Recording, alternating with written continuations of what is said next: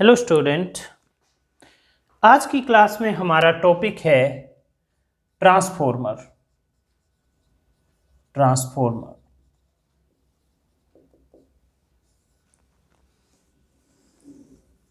सबसे पहले डेफिनेशन लिखेंगे। It is a device which converts high alternating voltage into low alternating voltage and vice versa. It is a device which converts high alternating voltage into low alternating voltage, low alternating voltage and vice versa. Vice versa means low to high भी convert करेगा। Okay, दो तरह का होता है। एक होता है स्टेप अप ट्रांसफॉर्मर और एक स्टेप डाउन। स्टेप अप लो से हाई में कन्वर्ट करता है, लो अल्टरनेटिंग वोल्टेज को हाई अल्टरनेटिंग वोल्टेज में। अब अपने आप तो नहीं बढ़ा सकता, क्या होता है, पावर कांस्टेंट होता है V इंटू आई। अगर V बढ़ेगा तो I कम होगा, V कम होगा तो I बढ़ जाएगा। ओके, तो a step up transformer, a step up transformer converts low alternating voltage at high current into high alternating voltage at low current. A step up transformer converts low alternating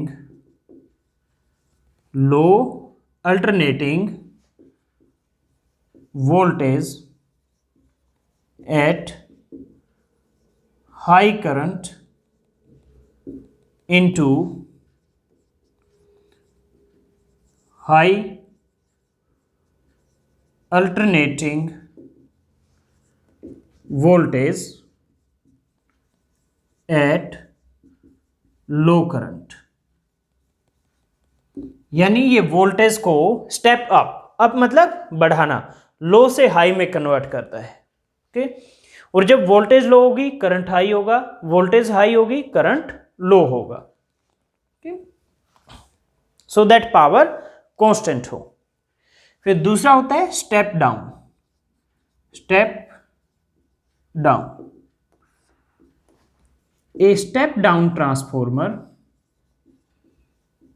ये उल्टा करता है step up का। Step down transformer converts high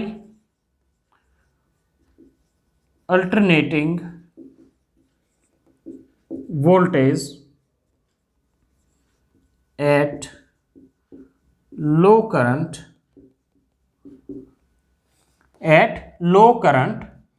into low alternating voltage at high current,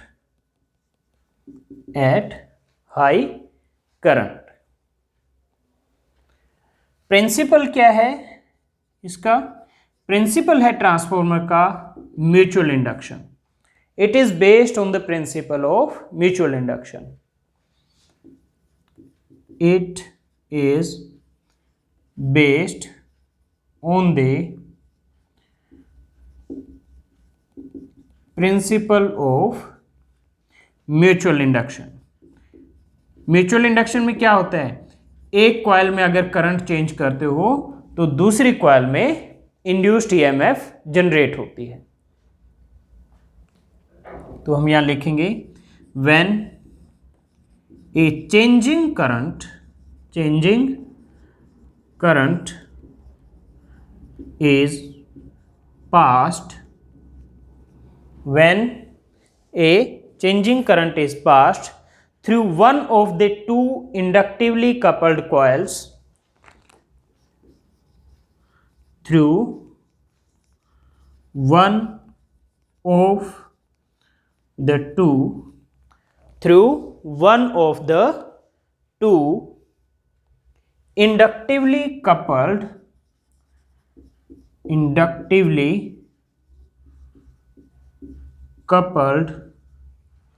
coils.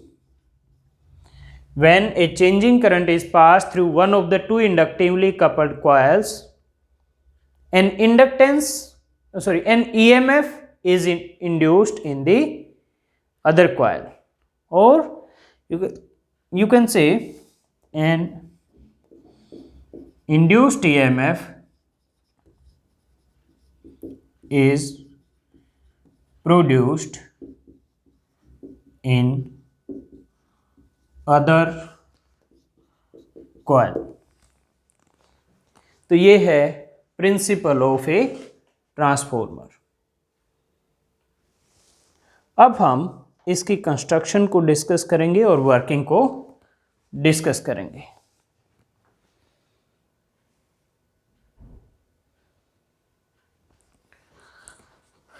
Alright student, तो construction में क्या है,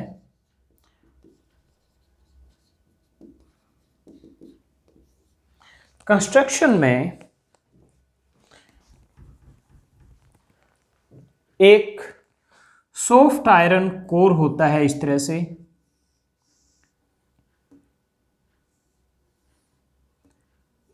ये कोर ऑफ द ट्रांसफॉर्मर है, ये सॉफ्ट आयरन से बना है और इसके ऊपर आप एक इस तरह से कॉइल को कनेक्ट करते हैं और यहाँ पर एक एसी सोर्स यानी एक एसी बैटरी लगा दी जाती है।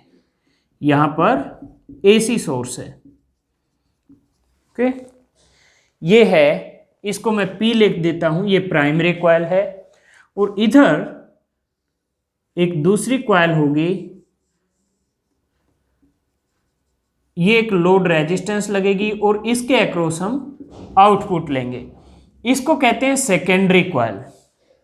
ये है सेकेंडरी कॉइल। तो transformer consist of two coils of insulated copper wire. A transformer consist of two coils of insulated copper wire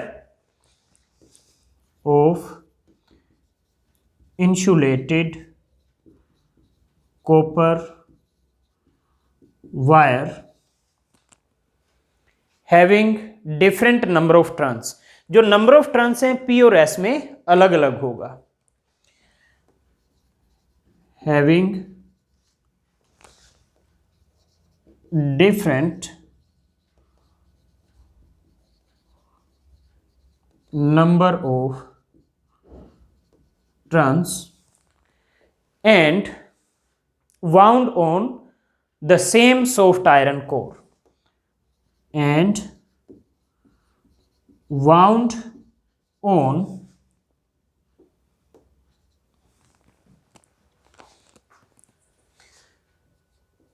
same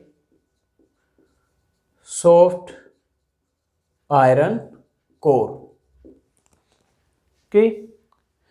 तो ये है construction. Coil P is connected to AC source and is called primary coil. Coil P is connected to AC source and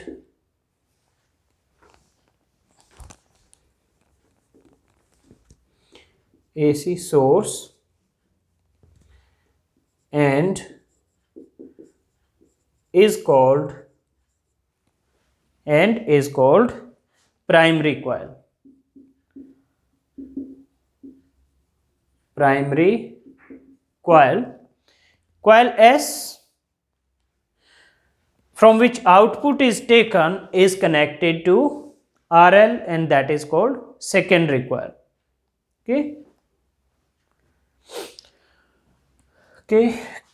coil S through which output is taken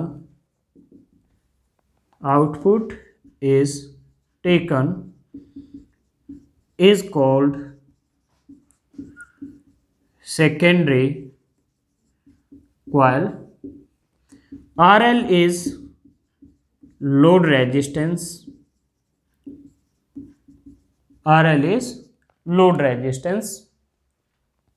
जिसके through आप output ले रहे हैं। अब इसकी थ्योरी की बात करते हैं। मान लीजिए N1 है number of turns, N1 is number of turns in P, N2 is number of turns in S. Okay, तो इंड्यूस्ड EMF इन P,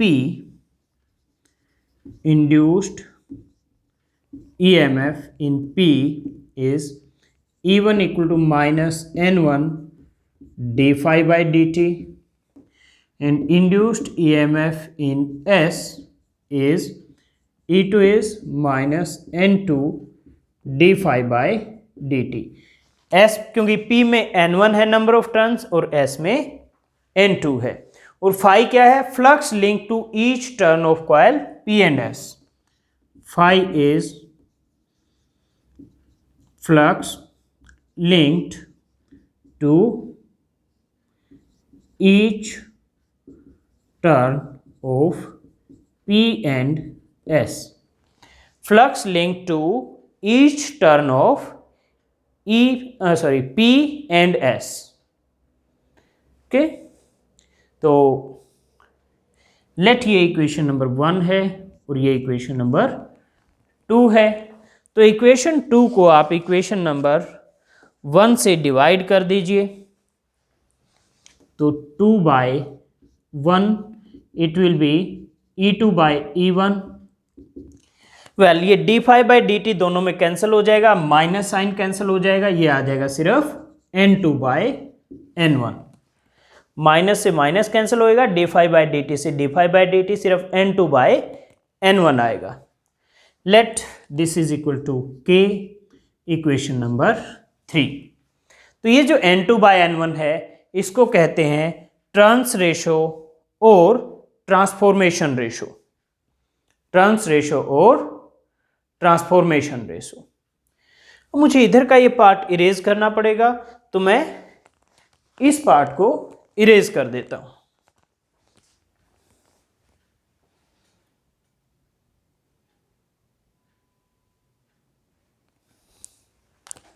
तो हम यहां लिखेंगे N2 by N1 is called turns ratio or transformation ratio.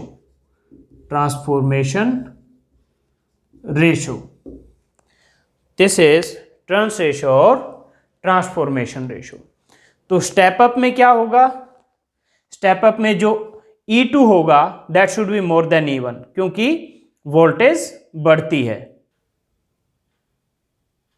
और step down में क्योंकि voltage घटती है यानी हाई से लो में कन्वर्ट होती है, तो E2 की वैल्यू E1 से कम होगी. इन step up transformer E2 is greater than E1. So equation 3 से E2 अगर E1 से ग्रेटर है तो N2 भी क्या आएगा? Greater than N1. N2 is greater than N1. क्यों? क्योंकि जो E2 by E1 है वो क्या हो जाएगा? Greater than 1. तो N2 by N1 भी ग्रेटर देन 1 होगा, तो N2 is greater than N1. So number of turns in secondary coil is more than number of turns in primary coil. So number of turns in coil S is more than number of turns in coil P. Secondary coil में primary coil से number of turns ज्यादा होगा. In step down transformer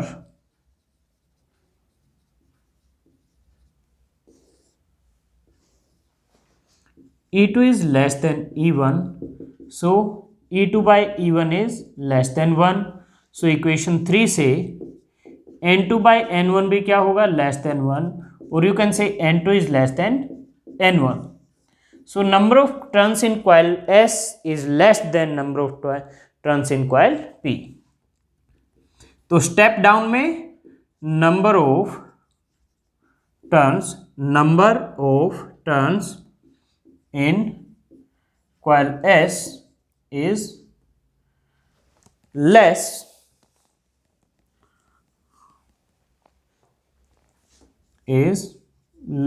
than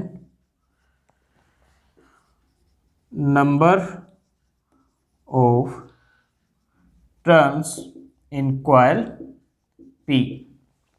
तो इसमें secondary में कम होगा और primary में ज्यादा होगा. तो स्टूडेंट, ये था ट्रांसफॉर्मेशन रेशो, और नंबर ऑफ टर्न्स कब ज़्यादा होगा और कब कम होगा ये सब हमने डिस्कस किया है. एक आइडियल ट्रांसफॉर्मर में there is no power loss, no energy loss. It means input power will be equal to output power. In an ideal transformer there is no energy loss. There is no energy loss. So input power equal to output power. Input volt EMF E1, input current I1 है, तो input output में EMF E2 है, late current I2 है, तो E1 I1 equal to E2 I2. तो यहां से E2 bye E1 क्या आ जाएगा, I1 बाय I2, और E2 बाय E1 किसके इक्वल है, N2 बाय N1 के. लेट ये है आपकी equation number 4. I1 I2 are current in P and S coil respectively. I1 and I2 are current in P and S coils respectively. यानी P में I1 है और S में I2 है. एफिशिएंसी ऑफ ए ट्रांसफॉर्मर, तो efficiency transformer का efficiency ईटा से लिखेंगे हम. ये होगा output power by input power. Output power by input power. तो आइडियल ट्रांसफॉर्मर में तो इनपुट और आउटपुट पावर इक्वल है, तो एफिशिएंसी 1 आएगी, यानी 100%. बट प्रैक्टिकली ऐसा नहीं होता है. Why? Because there are some energy loss. तो एनर्जी लॉस किस तरीके से होते हैं अब हम वो लिखेंगे. तो इसके लिए मैं बोर्ड को क्लीन कर देता हूं. अभी जो बोर्ड पे लिखा हुआ है वो हमें आगे नहीं चाहिए. ठीक है, आपको मुझे कुछ रेफरेंस देना होगा तो आप अपनी नोटबुक में देख सकते हैं जो आप साथ के साथ नोट कर रहे हैं. तो मैं बोर्ड को क्लीन कर देता हूं.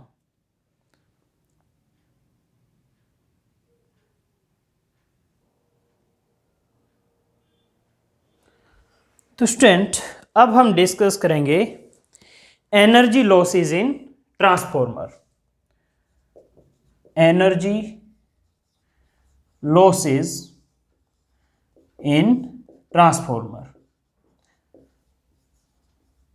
सबसे पहले जो आपकी कॉइल P और S है वो कॉपर वायर से बनी हुई है, हमने लिखा है। तो कॉपर की भी कुछ रेजिस्टेंस होगी, तो उस रेजिस्टेंस की वजह से हीट लॉस होगा। तो जो आपकी प्राइमरी और सेकेंडरी कॉइल है उसमें जो कॉपर वायर यूज हुई है उसके हीटिंग से एनर्जी लॉस होता है, तो वो कॉपर लॉस हम उसको नाम देंगे।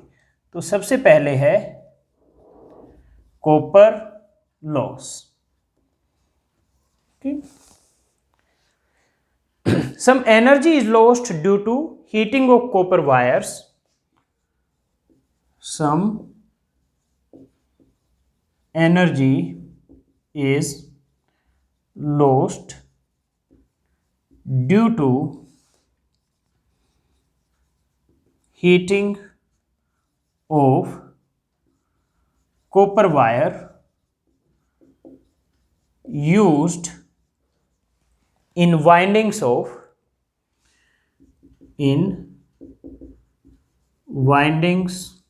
of P and S coil. Primary और सेकेंडरी कॉइल की जो वाइंडिंग्स है वो कॉपर वायर की बनी हुई है, तो वहाँ जो कॉपर वायर यूज हो रही है उसमें एनर्जी लॉस होगा ड्यू टू हीटिंग। इसको कैसे मिनिमाइज कर सकते हैं, यानी कम कैसे कर सकते हैं? अगर हम लो रेजिस्टेंस की वायर यूज करें, resistance R equal to rho into L by A होता है, तो अगर जितनी थिक होगी यानी एरिया ऑफ क्रॉस सेक्शन जितना ज़्यादा होगा रेजिस्टेंस उतनी कम होगी। तो हम यहाँ लिखेंगे दिस पावर लॉस, और दिस एनर्जी लॉस भी लिख सकते हो। This power loss can B minimized by using thick copper wire, by using thick copper wire of low resistance। ये है पहला। सेकंड, अब स्टूडेंट जो सॉफ्ट आयरन कोर है ट्रांसफॉर्मर में उसमें भी एनर्जी लॉस होगा दो वजह से। एक तो सॉफ्ट आयरन में क्या होगा, एडी करंट प्रोड्यूस होगा, एडी करंट से हीट प्रोड्यूस होगी H equal to I square R T. तो एक तो इस वजह से एडी करंट की वजह से हीट लॉस होगा, और दूसरा क्योंकि एसी सोर्स आपने लगाया हुआ है तो क्या होगा, जो सॉफ्ट आयरन कोर है उसका बार बार मैग्नेटाइजेशन डीमैग्नेटाइजेशन होगा, यानी इसका आप एक हिस्टैरिसीस कर्व ड्रॉ कर सकते हैं, और हिस्टैरिसीस कर्व का जो एरिया होता है that is proportional to heat loss per cycle of magnetization. तो वो जो बार बार मैग्नेटाइजेशन डीमैग्नेटाइजेशन होगा सॉफ्ट आयरन कोर का, उसकी वजह से भी एनर्जी लॉस होगा, जिसको आप हिस्टैरिसीस लॉस कहेंगे।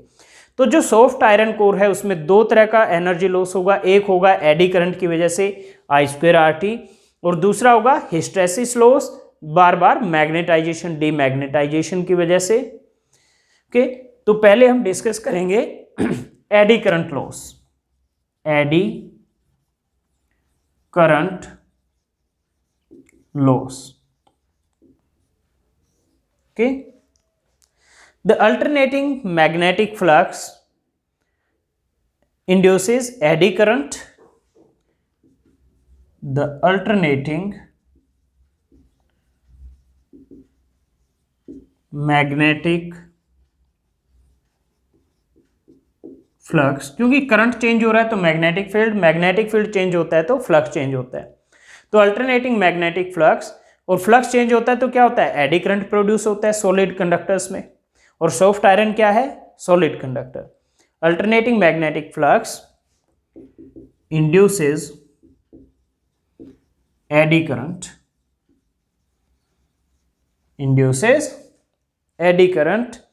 in the soft iron core, in the soft iron core, which leads to some energy loss in the form of heat, which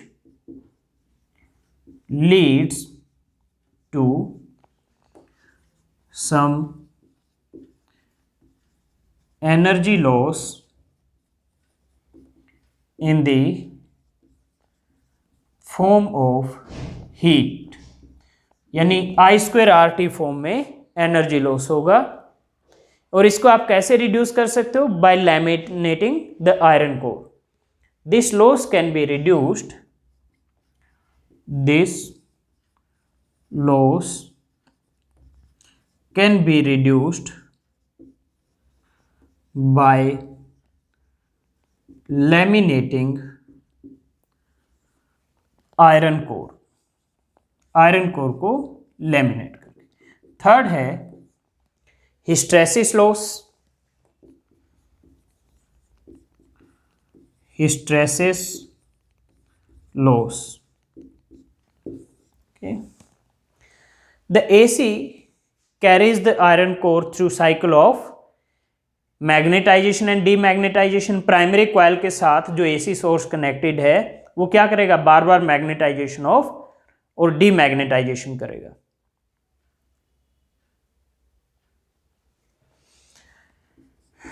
The AC source carries the iron core,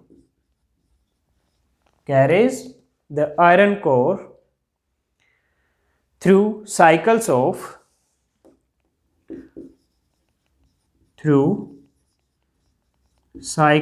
of magnetization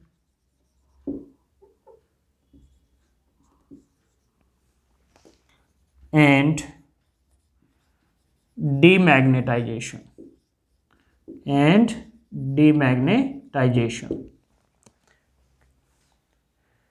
Work is done in each of these cycles and is lost in the form of heat.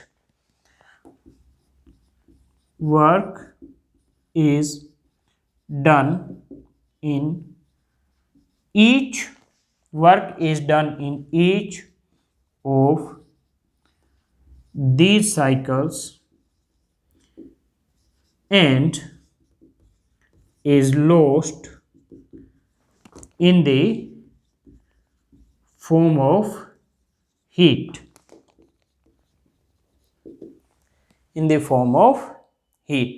This is called hysteresis loss. This is called hysteresis loss. और इसको आप कैसे reduce कर सकते हो? By using a material for the core having low hysteresis area. It can be minimized using core material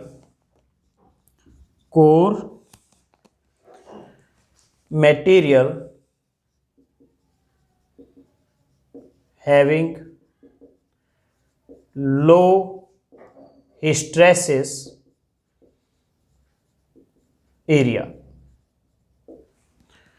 तो ये था थर्ड एनर्जी लॉस। फोर्थ है फ्लक्स लीकेज। जो प्राइमरी कॉइल है P, उसका पूरा का पूरा फ्लक्स कॉइल S से पास नहीं करता। 100% flux of coil P coil S से पास नहीं करता, तो इसको कहते हैं फ्लक्स लीकेज। ओके, तो नंबर 4 पर है फ्लक्स लीकेज। और फ्लक्स लीकेज होगा तो क्या होगा? इंड्यूस्ड ईएमएफ भी कम होगी। ओके, तो the magnetic flux produced by P coil, the magnetic flux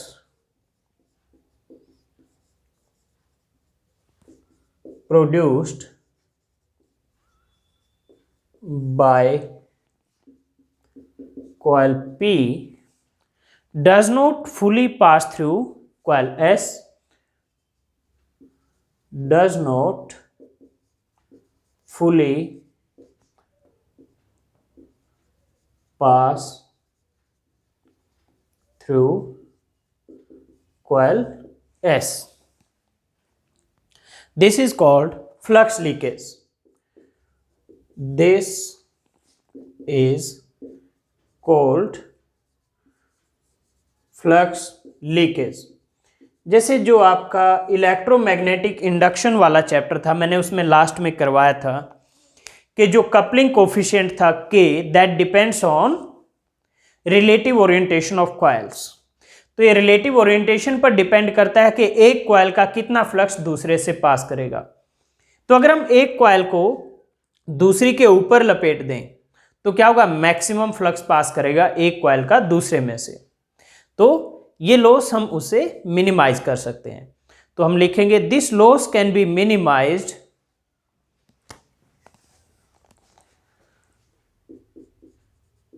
this loss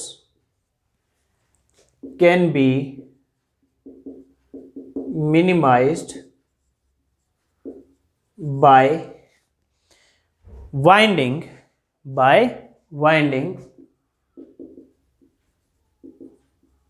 coil P and S over one another।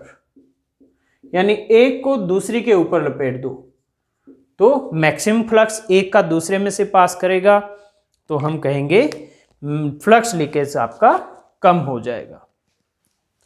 तो स्टूडेंट ये था energy losses in transformer. Next है यूजेस ऑफ ट्रांसफॉर्मर। क्या क्या uses हैं ट्रांसफॉर्मर के?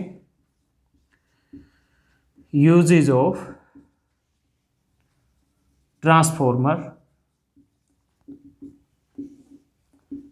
Number 1,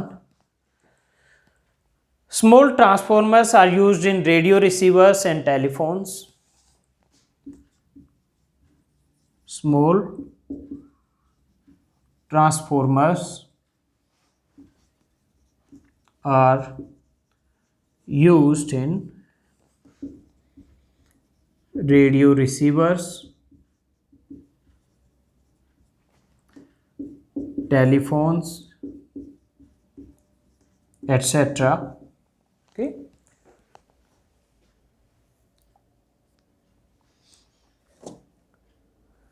next है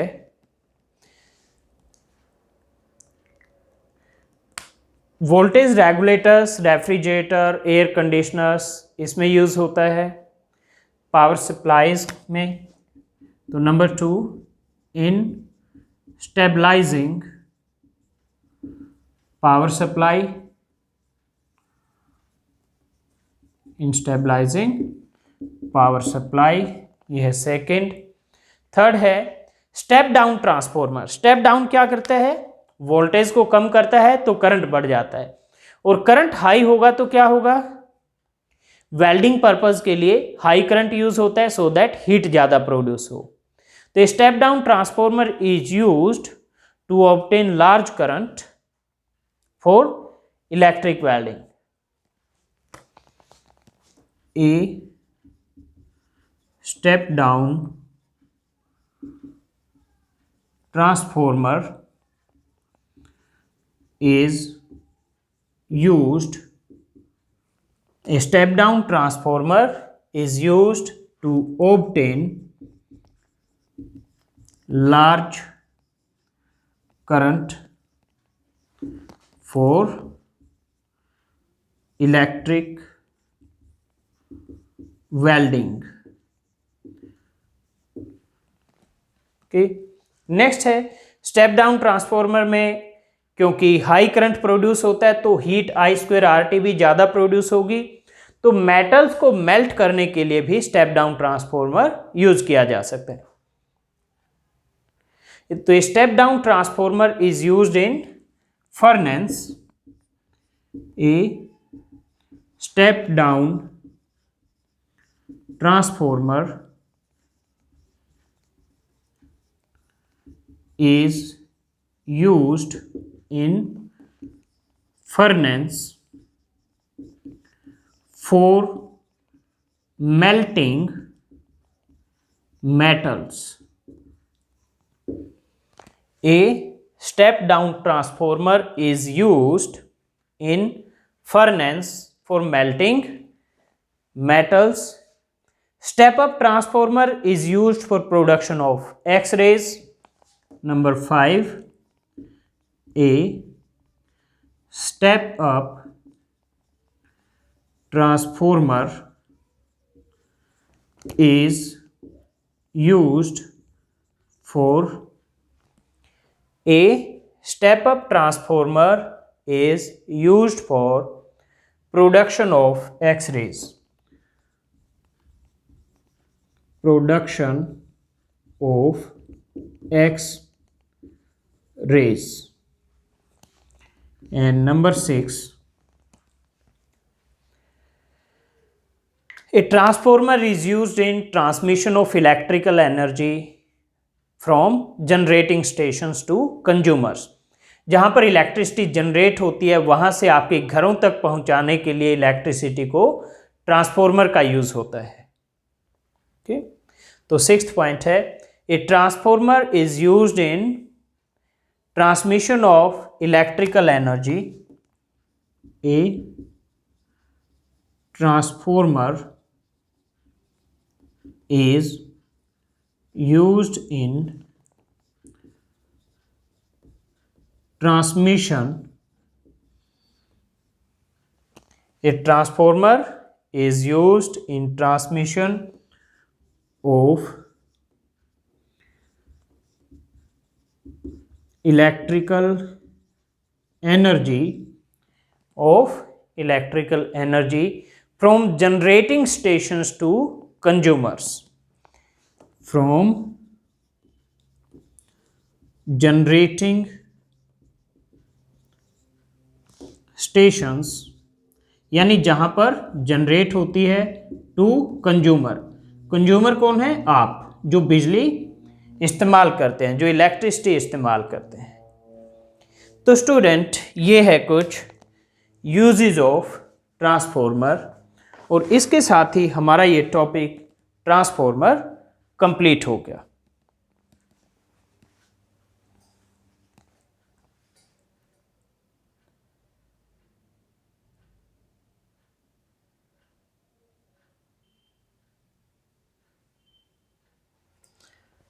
student ये एक न्यूमेरिकल है, ट्रांसफॉर्मर पर बेस्ड स्टेटमेंट है. इन an ideal transformer number of turns in primary and secondary coil are 200 and 1000 respectively. If input power of primary is 10,000 watt, if input power of primary is 10,000 watt at 200 volt, calculate number 1 output voltage, number 2 current in primary coil. तो primary में number of turns यानी N1 200 है, secondary में number of turns यानी N2 1000 है और primary में power है 10,000 वोल्ट और EMF है 200 वोल्ट. ये आपको दिया हुआ है. आपको निकालना है आउटपुट वोल्टेज यानी E2 निकालना है. ओके, तो आपका रिलेशन है E2 by E1 equal to N2 by N1. तो E2 आ गया आपका N2 by N1 into E1. N2 की वैल्यू 1000, N1 की वैल्यू 200 और E1 की वैल्यू भी 200. तो ये आ गया आपका 1000 volt. 1000 volt. Second, current in primary. Well, primary की जो पावर होगी P1 वो क्या होगा? I1. E1 क्या है? प्राइमरी की वोल्टेज. I1 प्राइमरी कॉइल का करंट. तो यहाँ से I1 आ गया P1 बाय E1. P1 की वैल्यू 10,000 वोल्ट दिया हुआ है, E1 की वैल्यू 200 दिया हुआ है. तो ये आ जाएगा आपका 50 एम्पियर. 50 एम्पियर. तो ये था एक छोटा सा क्वेश्चन स्टूडेंट ट्रांसफॉर्मर पर बेस्ड. ये आपका क्वेश्चन कंप्लीट हो गया.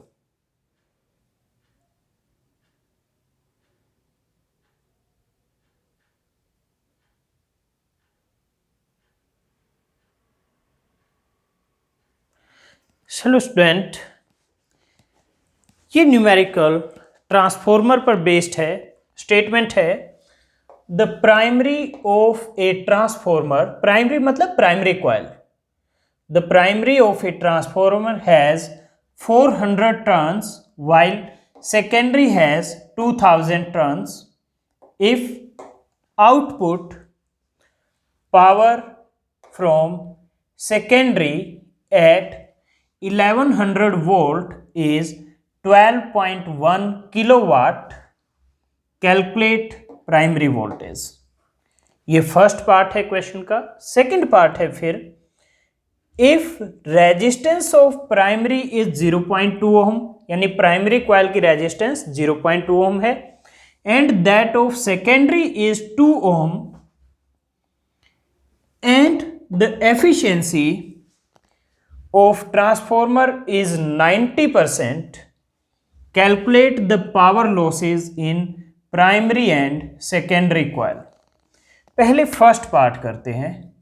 फर्स्ट पार्ट में दिया हुआ है प्राइमरी में 400 टर्न्स हैं, सेकेंडरी में 2000 टर्न्स हैं, and output power from secondary at 1100 volt, यानी E2 की वैल्यू क्या दी हुई है आपकी 1100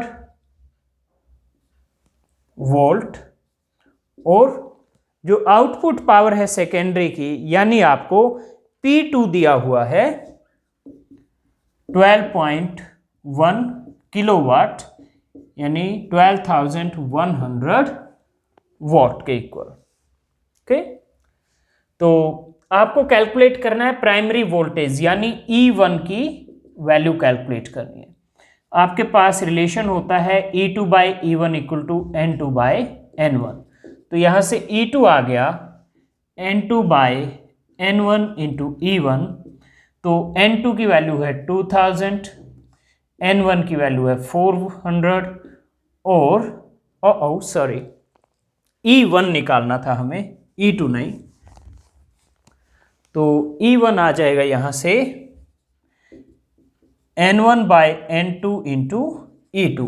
इस फॉर्मूले से E1 की ये वैल्यू आ जाएगी। अब ये वैल्यूज रख दो, N1 की वैल्यू 400, N2 की 2000 और E2 की 1100, तो ये कैंसिल होकर 5 आ जाएगा, और 1100 बाई 5 होता है 220, तो यानी 220 वोल्ट। ये तो फर्स्ट पार्ट आ गया। सेकंड पार्ट में रेजिस्टेंस ऑफ प्राइमरी कॉइल 0.2 ओम दिया है, एंड सेकेंडरी का 2 ओम दिया है, और एफिशिएंसी है 90%, यानी 90 बाय 100 के। आपको पावर लॉस निकालना है। पावर लॉस क्या होगा, I स्क्वेयर आर के इक्वल होगा, यानी प्राइमरी में क्या होगा I1 स्क्वेयर R1, और सेकेंडरी में पावर लॉस होगा I2 स्क्वेयर R2। तो यानी आपको I1 I2 की वैल्यूज चाहिए, I1 I2 के वैल्यूज चाहिए। तो I2 की वैल्यू तो आप बहुत इजी निकाल सकते हो। आपके पास P2 की वैल्यू है, P2 होता है E2 I2, तो यहां से I2 आ गया आपका P बाय E2। P की वैल्यू है 12,100 डिवाइड बाय E2 की वैल्यू है 1100, ये 2 0 यहाँ कैंसिल, और ये आ जाएगा 11, तो ये आ गया आपका I2 की वैल्यू आ गई 11 एम्पियर। ये I2 की वैल्यू 11 एम्पियर आ गई। अब आपको I1 भी चाहिए, तो I1 के लिए क्या चाहिए आपको, पहले जो आपकी एफिशिएंसी दी है उसको हम यूज करेंगे। ये होता है output power by input power, यानी P2 बाय P1 के।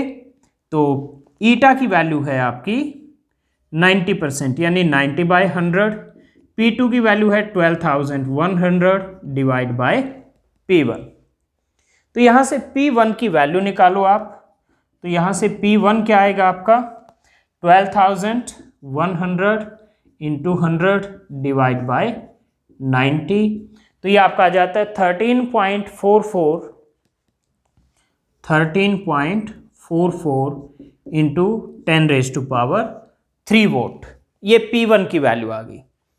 अब आपका P1 होता है E1 I1, तो यहाँ से I1 आ जाएगा P1/E1।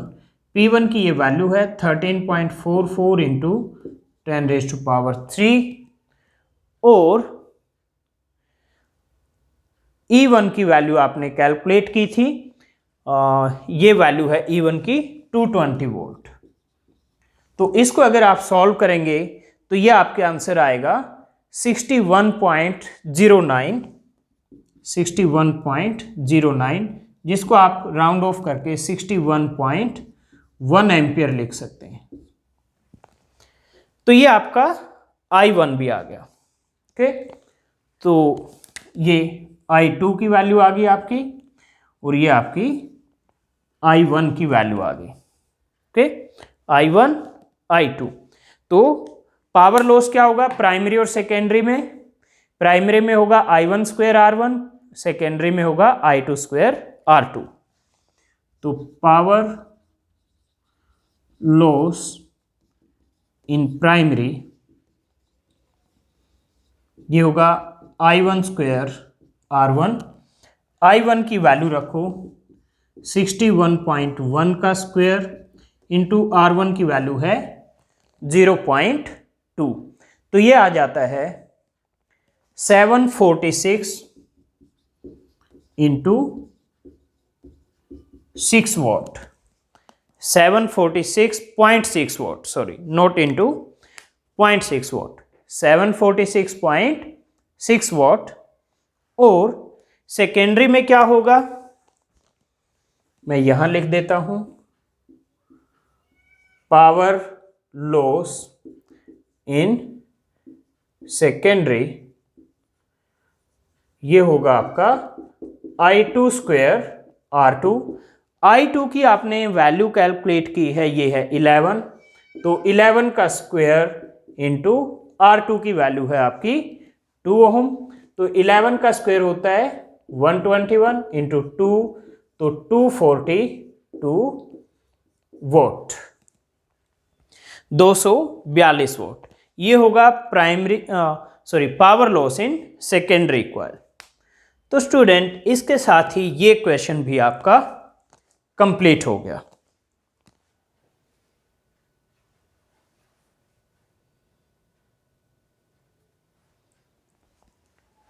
तो आज की क्लास हम यहीं पर एंड करते हैं। नेक्स्ट क्लास में मिलते हैं आपसे नेक्स्ट टॉपिक के साथ।